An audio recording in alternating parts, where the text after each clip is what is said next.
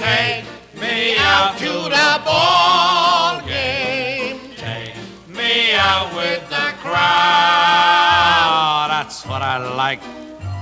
Baseball. I don't like no winter sports. Skiing. What's that?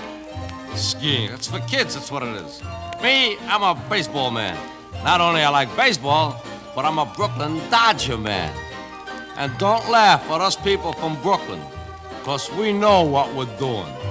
The rest of the world's mixed up. I'll tell you the truth, I like to give you an impression of a true Brooklyn Dodger fan. As you probably know, all ball games in Brooklyn start at 1:30. Game starts 1:30, 7:30 in the morning, I find this fella standing in line. 7:30 in the morning. He wouldn't wait on line this long for a job. 11 o'clock, he yells to somebody, anybody. Open the gates! You creeps! I'm sweating! My sandwiches are spoiling! Finally, open the gates. If they're waiting in line so long, you figure this guy run to the front row, front seat, wouldn't you? Not this fella. His favorite seat has to be in the 15th row behind a pole. He don't like baseball. 1 o'clock, somebody in a subtle Brooklyn voice will suggest that the ball game is about to begin. Something like, "Here comes the Brooks. Who's pitching?" This fella says, "Let me look. I can see 20/20. 20 inches from one eye, 20 inches from the other eye. It's Oiskin." "Oiskin? What are you doing? Throwing the game?" This fella says, "Let him pitch." This fella says, "I don't want it." This guy says, "Let him pitch." Because I don't want it. You gonna let him pitch? Okay. You know, it wasn't for that fella said, okay, Oiskin would never pitch a ball game. Then the guy says, "I'll bet you $1 the first ball Carl throws is a strike. Put up or shut up. Put your money where your mouth is. I bet you $1 against your glasses and send you home blind." He's trying to ball, a bet's off. "Strike one!" "Ah, blind you. Cost me $1. This goes on until about the 9th inning when the Brooklyns are leading 2-1. Possible. So the fella in center field bleachers begins to talk to Oiskin, a pitcher, to hold the lead. Oiskin's only 10 miles away, but he's gonna hear my boy.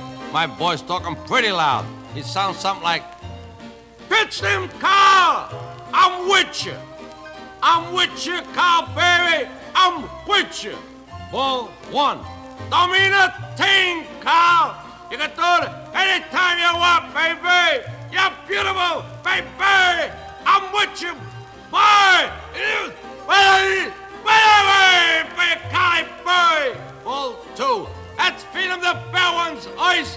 Don't give him nothing to hit her. Throw the ball through his head, Carl. I'm with you, boy. Ball three. What are you doing? What are you doing? We took you out of the minors. For this? What are you doing? Ball four. Straight up to the Giants. For it's 1, 2, 3 strikes, you're out at the old ball game.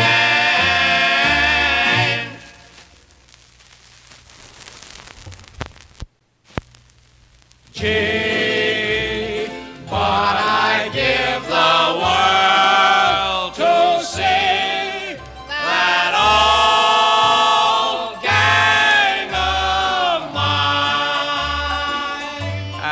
That's a beautiful song, Old Gang of Mine. Reminds me of the days when all the fellas used to hang around corners. Any of you guys ever hang around a corner? I can still see and hear my mother say to me, "You going to the corner again? With those bums?" And I would say, "Ma, Beansy's no bum. Beans is gonna be a doctor." But my mother knew better. Beans became a bum doctor. And then when I went overseas, I always wondered, what happened to those fellas left in the corner? Beans, Knuckles, Limpy, Four Eyes, Bushelhead, nice-looking boys. When I came home, I found out what happened to those fellas left in the corner. They stayed there. War or no war, they never moved. And I said to Bushelhead one time, I said, "Hey, Bushelhead, how come you wasn't in uniform?" He said, "I couldn't join the American Army, Philly." I said, "Why not?" He said, "Because if the American Army, if they lost, they would have said, I dumped it."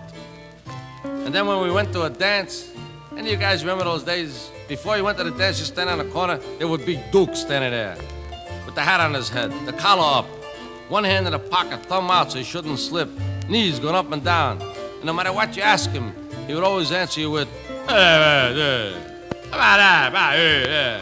what killed me was that I understood him. And when we went to the dance, nobody rushed in. We used to stand outside for half an hour. You can't rush in, you got an investment. Finally, after half an hour, one guy will turn around and say, I ain't going in. You say, why not? You say, I didn't see a good thing walk in yet. So you got to do something. So everybody chips in, you send one guy in. If he doesn't come out in 15 minutes, we all go in. And right in front of the bandstand, you always find a guy like Duke or maybe myself, and after watching the crowd pretty good, one of us would say, what a bunch of pigs. What a kennel club. Good as the girls used to say, look at the apes. What a combination, no people. Now comes time to dance. Different fellas the way they dance. One fellow dances, and no matter what the band plays, he sings Stardust. After a while comes time to take the girls home. And that's why we fellas used to go to dances, to take girls home. And there used to be different girls in the way they would say goodnight. Used to be one girl, she'd say goodnight to a fella in the street. In the street, she'd say goodnight to a fella. I'll kill her. Here the guy's been scheming all night, and she would say, good night. And the guy says, wow, what, you kidding? Where you gone? It's early, it's only 4 o'clock. Talk to me for about an hour. We gotta talk about our future, yours and mine. I may not see you tomorrow. And besides, what am I gonna tell the fellas in the corner? Gee, but I give the world to see that